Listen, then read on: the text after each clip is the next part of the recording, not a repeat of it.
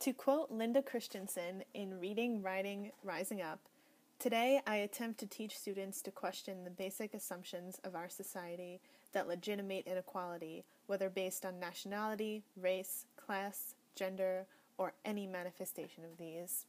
Hi, my name is Emily MacLaren, and I believe that today's students need to be empowered by the education they receive. I believe that every student has a voice, and that the English classroom is the place for students to harness and practice using their voice.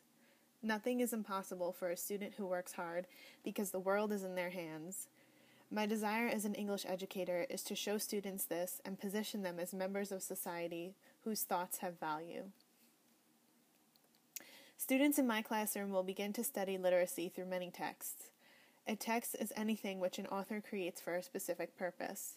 These may include literature, movies, videos, images, songs, poems, news articles, blogs, and advertisements. In my classroom, literacy includes the know-how and tools to decode or construct texts. Texts are found in society, and students find themselves in texts. However, more importantly, texts are found in students because students give meaning to texts, and vice versa.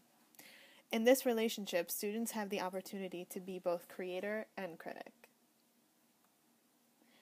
I plan to help students become critically literate by framing literacy with critical questions. All of these questions have one thing in common. Where are and what type of systems of power are at play in a text? For example, who created the text? How did they position their readers? Who has access to the text? Hilary Jenks constructs a conceptualization of the relationship between context, biases, readers, writers, and texts, and how we view them. Both readers and writers bring with them their own context, biases, and literacy practices to the text. In fact, everything leads to the text and centers around the text. I have created a uniplan which will give students the opportunity to participate in dialogue with real-world writers and social issues. By doing this, students are engaging in literacy as a social practice. Students will become 21st century artists through the modern medium of blogging. Each student will choose a social, school, or community issue to write about. Their blog will draw from various web-based sources. Within the uniplan, there exists a larger context in which the social issue chosen by the student resides. Students will take up their issue through creating, conceptualizing, and critically interrogating the impacts or implications of their issue, which in turn directly affects their larger context. This system is a cycle which students will be able to engage in again and again later on in life as they continue to practice multiple secondary discourses. Students will take up a number of essential questions to guide their inquiry. Some of these questions include: how does art appear in our modern world? How can students engage in real-world discussions with relevant social issues? And what is the impact of engaging in real-world discussions with authors invested in social issues through blogging? In order to engage in conversation with the texts they collect, students will be able to critically annotate their sources.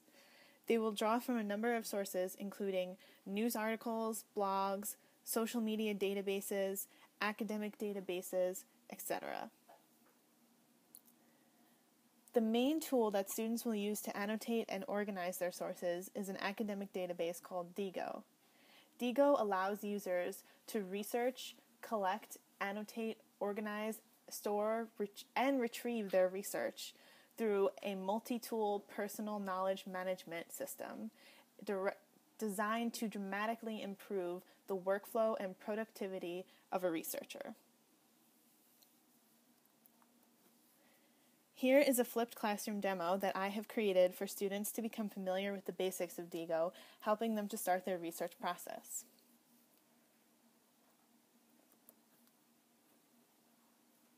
Here is another flipped classroom demo I have created which will teach students how to create and make use of a DIGO outliner. A DIGO outliner is an organizer which establishes a folder for all sources of a project to be in one place, with annotations to identify them. This is one way that students' research will be assessed throughout the unit. Since students will be participating in research, I will model for them what the annotation process is that I would like them to participate in. Here is a blog that I researched if my social issue were bullying. I highlight the adjectives in the article which show how the author is framing the topic. I make a note of this so that I can refer to this article later on and know that this author frames bullying in a negative light. This is only an example of how students will annotate a blog. Another way students will organize their research is by creating a concept map. For visual learners, this assignment will be the key in helping them to illustrate their blog and the conversation surrounding their social issue topic. In this example concept map I've created about bullying, I include images, articles, blogs, perspectives, and contexts concerning the issue. I provide links to key articles about the issue as well as subtopics of the issue and perspectives. I will provide this example as a model for students when they are able to create a concept map of their own. My goal is that students become involved in society through practicing critical literacy. Thank you so much for your attention. Please visit my blog or website for more information about this unit plan and others, as well as more information about my philosophy of teaching and credentials. Thank you.